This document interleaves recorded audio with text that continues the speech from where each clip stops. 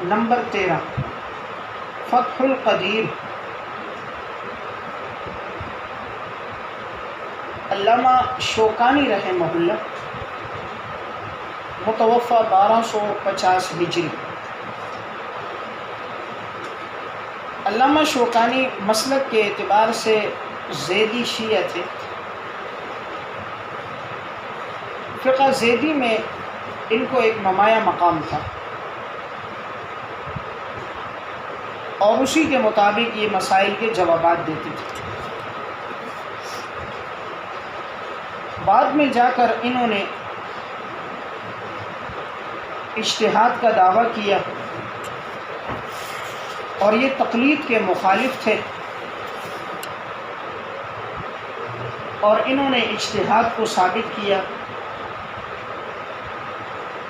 اور خود بھی اپنے مجتہد ہونے کو۔ اس سلسلے میں انہوں نے ایک کتاب بھی لکھی جس کا نام ہے القول المفید فی ادلۃ الاجتہاد والتقلید،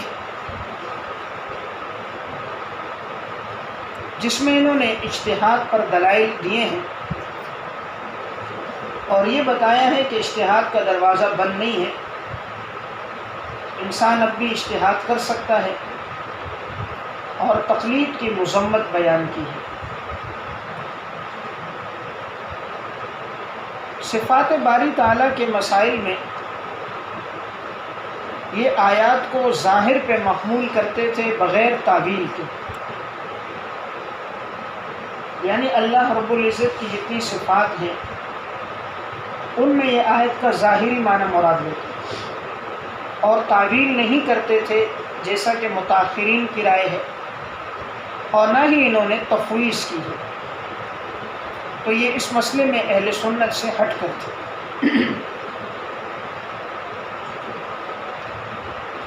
ان کا تفسیر میں یہ اسلوب رہا ہے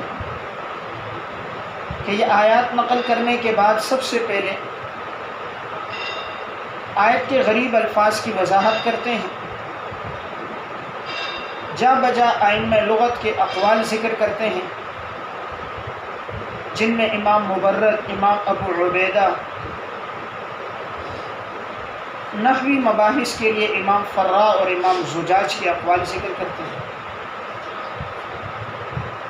قرأت سبعہ اور شاذہ کا تذکرہ بھی کرتے ہیں، بقدر ضرورت فقہا کے مذاہب، ان کی آراء اور استنباطات بھی ذکر کرتے ہیں۔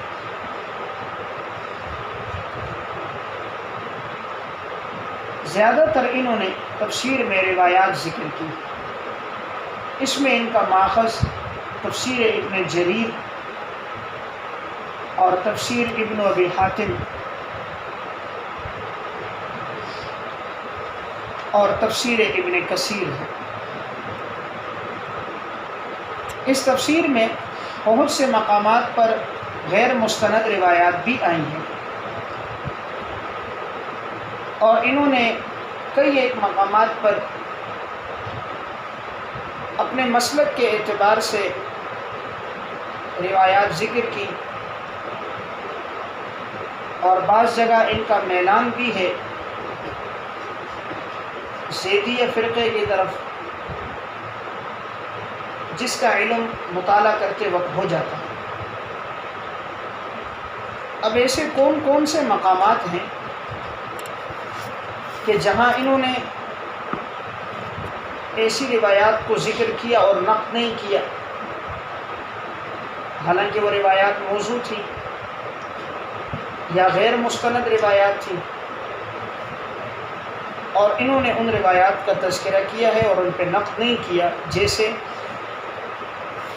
سورہ مائدہ آیت نمبر 55۔ اس آیت کے تحت یہ روایت کہ حضرت علی رضی اللہ تعالیٰ عنہ رکوع میں تھے اور ایک سائل نے آپ سے سوال کیا تو آپ نے رکوع کی حالت میں انگوٹھی صدقہ کی، پھر آپ صلی اللہ علیہ وسلم کو بتلایا گیا تو اس موقع پر یہ آیت نازل ہوئی تھی۔ تو اب یہ روایت جو ہے یہ غیر مستند ہے، اور انہوں نے روایت ذکر کی اور اس پر کوئی جرح نہیں کی۔ اس طرح کی روایات جس سے ان کے مذہب کی تائید ہوتی ہے عموماً وہاں خاموشی سے گزر جاتی ہے۔ دیکھیے تفصیلاً جلد 2 صفحہ 52 اور 53، یہ جلد اور صفحہ نمبر دار المعارفہ کے نسخے کے مطابق فتح القدیر کی یہ تفسیر 6 جلدوں میں ہے جو دار المعارفہ بیروت سے طبع ہے۔ جو میں جلد اور صفحہ نمبر عرض کر رہا ہوں یہ اسی نسخے کے مطابق کہ علامہ شوکانی رحمہ اللہ نے اپنی تفسیر میں بعض روایات غیر مستند بھی نقل کی ہیں اور ان پر نکیر نہیں کی۔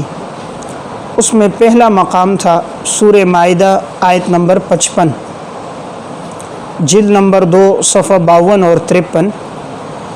اس آیت کے ذیل میں علامہ شوکانی رحمہ اللہ نے یہ روایت کہ حضرت علی رضی اللہ تعالیٰ عنہ رکوع میں تھے اور ایک سائل نے آ کر آپ سے سوال کیا تو آپ نے انہیں صدقہ دیا رکوع ہی کی حالت میں، اور پھر اس موقع پر قرآن کی آیت نازل ہوئی۔ اس طرح کی دیگر روایات یہاں نقل کی ہیں۔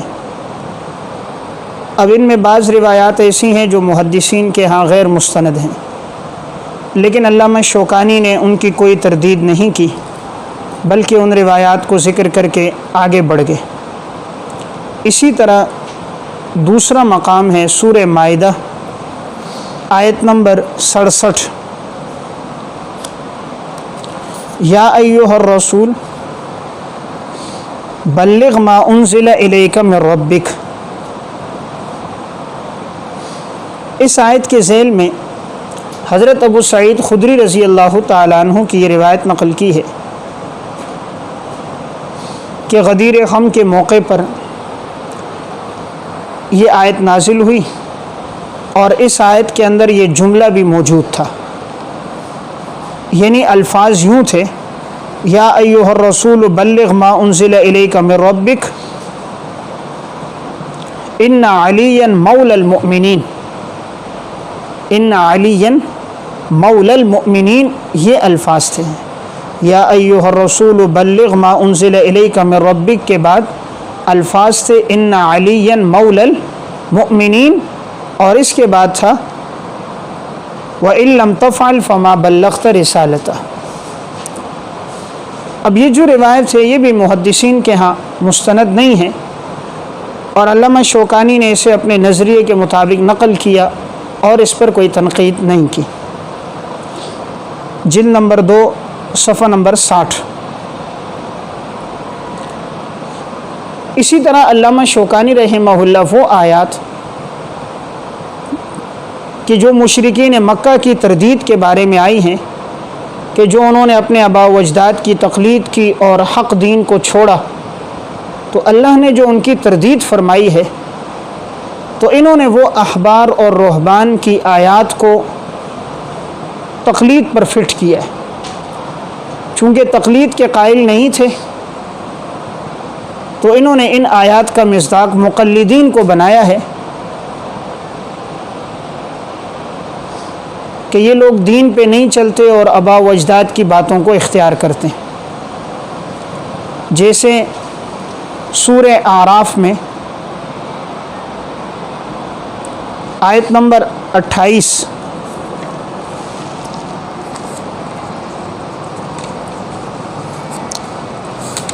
سورہ اعراف آیت نمبر 28، وَإِذَا فَعَلُوا فَاحِشَةً قَالُوا وَجَدْنَا عَلَيْهَا آبَاءَنَا وَاللَّهُ أَمَرَنَا بِهَا۔ اب یہاں آباءنا اس ذیل میں انہوں نے لکھا ہے کہ اس سے مراد یہ مقلدین ہیں جو اپنے آباء و اجداد کے طریقے پر چلتے ہیں اور حق دین کی پیروی نہیں کرتے، تو ان آیات کو مقلدین کی مذمت میں انہوں نے قرار دیا۔ دیکھیے تفصیلاً جلد 2 صفحہ 198 199۔ اسی طرح سورہ توبہ آیت نمبر 31،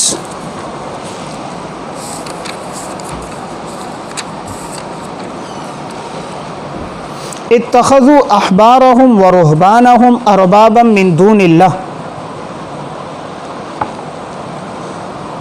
اس آیت میں احبار اور رہبان یہ قرار دیا ہے فقہائے کرام کو کہ یہ مقلدین ان کی تقلید کرتے ہیں اور انہوں نے ان کو رب کا درجہ دے دیا. اور یہاں بھی تقلید کی خوب مذمت کی ہے. دیکھیے تفصیلاً جلد 2 صفحہ 353.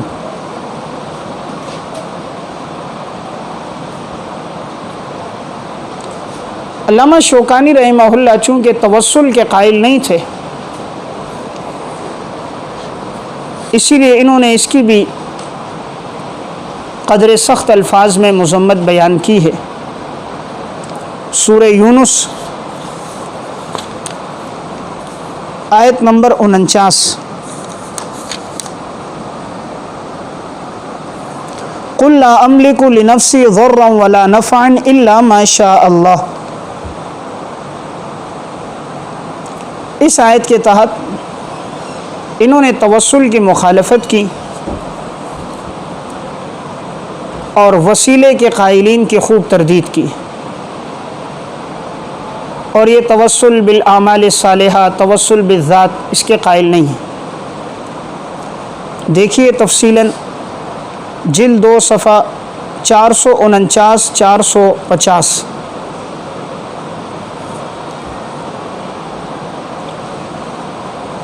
علامہ شوکانی رحمہ اللہ چونکہ صفات باری تعالیٰ کے مسائل میں نصوص کے ظاہر پہ عمل کرتے تھے بغیر کسی تعویل کے،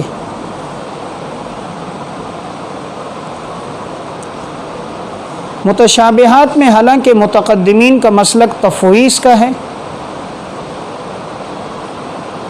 اور متاخرین کا مسلک تعویل کا ہے، تو انہوں نے دونوں کی آراء قبول نہیں کی ہیں، نہ تفویض پہ چلے ہیں اور نہ تعویل پہ، بلکہ نص کا ظاہری معنی لیا ہے اور بلا تعویل اسے مراد لیا ہے. پھر یہ کہا ہے کہ کیفیت مجہول ہے. جیسے سورہ بقرہ آیت نمبر 255 وسع کرسیہ السماوات والارض. اس آیت میں علامہ شوکانی نے کرسی کو اس کے حقیقی معنی پر محمول کیا ہے اور اس کی کوئی تعویل نہیں کی. ان کی عبارت ہے والحق القول الاول لا وجہ للعدول عن المعنى الحقیقی.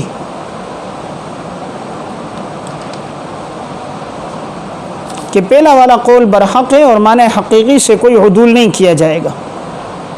اور پھر انہوں نے آگے عدول کرنے کو خیال کیا ہے کہ یہ جہالت ہے، گمراہی ہے اور حق بات سے ہٹنا ہے.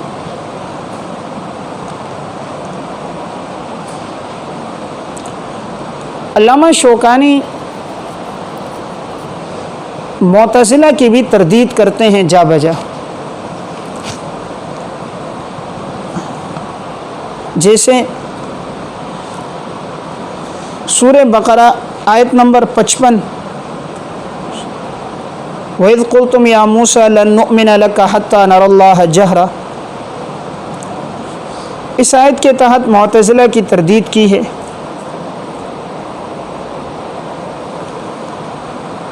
اور رؤیت باری تعالیٰ کے بارے میں فرمایا کہ یہ صحیح اور متواتر روایات سے ثابت ہے. اور معتزلہ کی تردید کی ہے کہ ان کا موقف نہایت کمزور ہے اور حق بات یہ ہے کہ اللہ تبارک و تعالیٰ کا دیدار قیامت کے دن ہوگا. دیکھیے تفصیلاً جلد 1 صفحہ 87.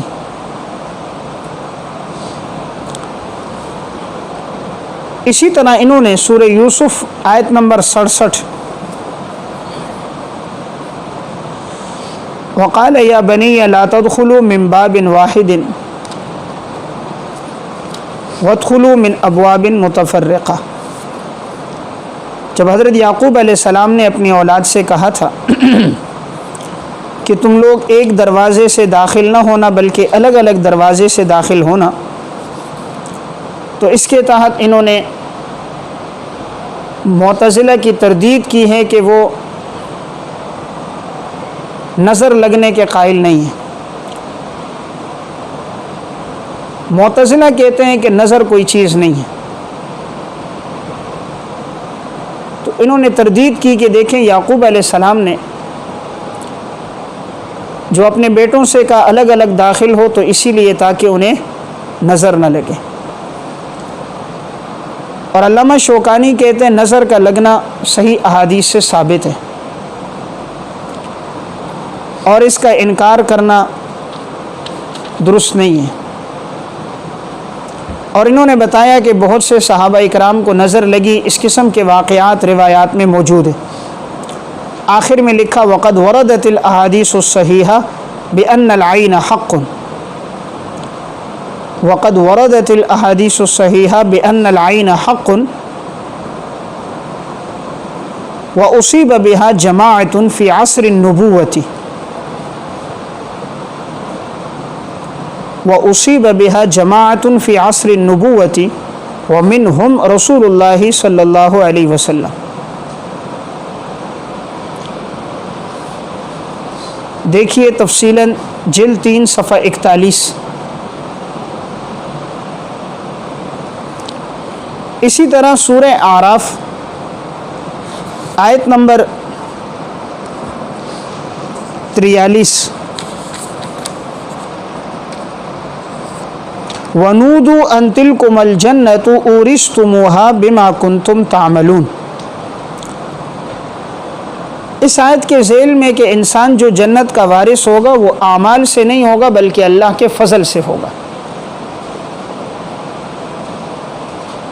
اعمال اس کے لیے سبب ہے، علت اللہ کا فضل ہے. تو یہاں بھی معتزلہ کی تردید کی ہے کہ جو اعمال کو ہی علت بناتے ہیں.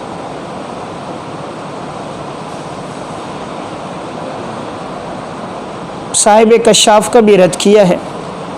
دیکھیے تفصیلاً جلد 2 صفحہ 205 اور 6.